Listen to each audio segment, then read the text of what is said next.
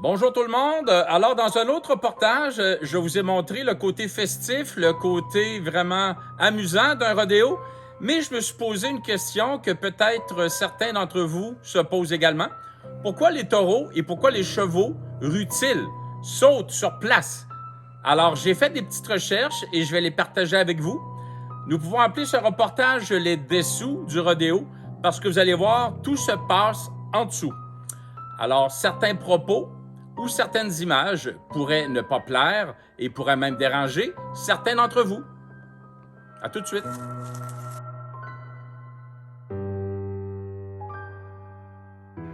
Des milliers de rodéos sont organisés chaque année un peu partout dans le monde, que ce soit en Australie, au Brésil et principalement aux États-Unis, mais on en retrouve 24 annuellement au Canada.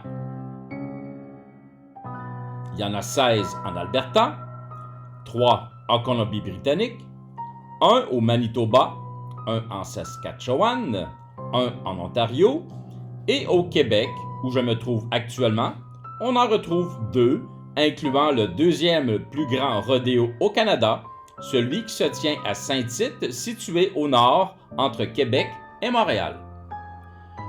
L'image la plus connue du rodéo est celle d'un cow-boy chevauchant un cheval ou un taureau sauvage. En réalité, les rodéos sont des événements composés de plusieurs épreuves mêlant équitation western et travail du bétail. Certaines épreuves sont très controversées, surtout d'un point de vue non initié. J'ai donc mené ma petite enquête dans les méandres d'Internet pour essayer de voir si ces critiques sont fondées ou non. Les organismes chargés du commerce des chevaux sauvages interdisent dans le contrat d'adoption que le cheval soit utilisé justement pour son côté sauvage.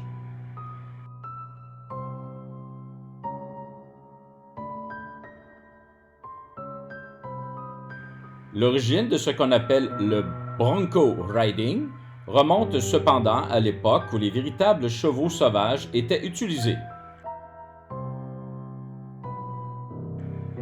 Aujourd'hui, pour les besoins du spectacle, on privilégie des chevaux ayant des réactions impressionnantes, mais ils sont tous domestiqués. Alors, on est en droit de se demander si ce sont bien des chevaux dressés qui participent à ces épreuves. Pourquoi ont-ils une réaction si violente lorsqu'ils ont un cavalier sur le dos? Les chevaux de bronco sont en fait élevés pour devenir chevaux de rodéo et sont choisis par rapport à leur tendance naturelle à ruer. Ils vivent généralement en semi-liberté entre chaque prestation. Les ruades d'apparence violente sont donc dues à une éducation de ces chevaux. Comme d'autres apprennent le cabré et la croupade, ceux-ci apprennent à ruer en levant le postérieur le plus haut possible. Mais oui, comme dans tous les milieux, il y a des personnes moins honnêtes que d'autres qui forcent la main pour obtenir un tel résultat. Un bronco de qualité, à 500 000 $ ou plus, on en prend soin et on évite de lui casser le dos. Mais pour un cheval qui aura tendance à ruer, mais pas de là à vraiment impressionner le public, c'est une toute autre histoire. Il y a le cas des chevaux d'élevage qui n'ont tout simplement pas le talent de leurs frères et sœurs, mais aussi les chevaux de selle vendus par leurs propriétaires car ils avaient tendance à ruer. On leur demande d'accomplir des prestations qui vont à l'encontre de leur dressage d'origine et on les aide en utilisant des moyens artificiels pour encourager le cheval à agir comme un cheval sauvage. User de violence est plus rapide que de les rééduquer et c'est l'option que choisissent habituellement les organisateurs de rodéo peu scrupuleux. Alors que fait-on pour les faire ruer? Une sangle trop serrée autour de l'abdomen, éventuellement couplée avec des éperons à roulettes au pied du cow-boy, sont utilisés pour irriter le cheval et le blesser pour déclencher un mécanisme de défense et l'obliger à chercher à se débarrasser de son cavalier. Au départ, je pensais que c'était pour stabiliser la selle lors des mouvements brusques du cheval. Eh bien non! C'est une courroie tendue qui entoure le bas-ventre au moment où le cheval ou le taureau s'élance du box. Il s'agit là d'une partie très sensible du corps équin. À la dernière seconde, juste avant que le cheval et son cavalier entrent dans l'arène, un autre cow-boy tire très fort sur la sangle de façon à ce qu'elle soit encore plus serrée, que ce soit encore plus douloureux pour le pauvre cheval et que le spectacle soit encore plus endiablé. Dès qu'un cavalier tombe du cheval ou du taureau, cette strap est immédiatement relâchée et l'animal se calme lorsque la douleur intense disparaît. Avez-vous déjà remarqué un clown ou un cow-boy la retirer rapidement lorsqu'elle est au sol?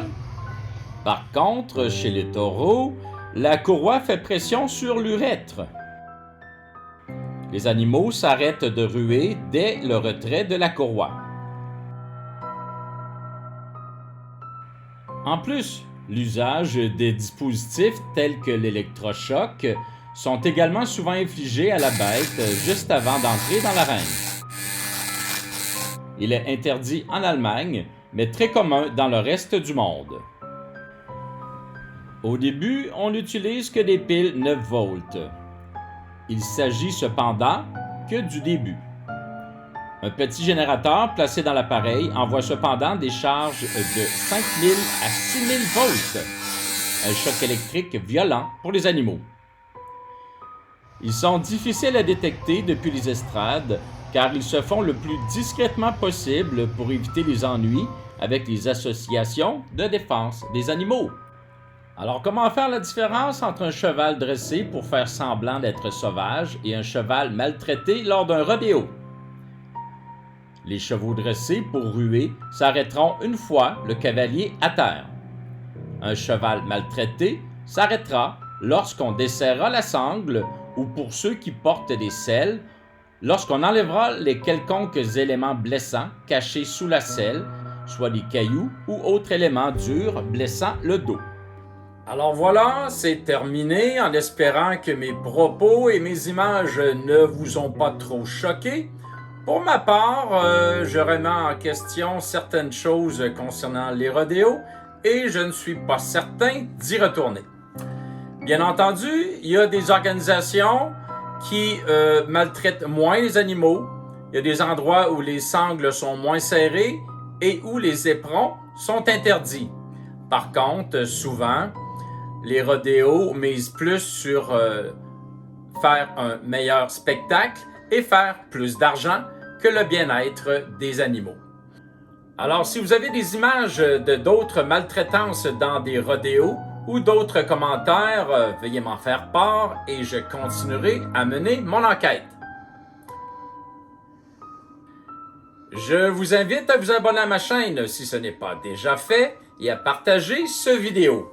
On se dit à bientôt pour un autre reportage quelque part dans le monde.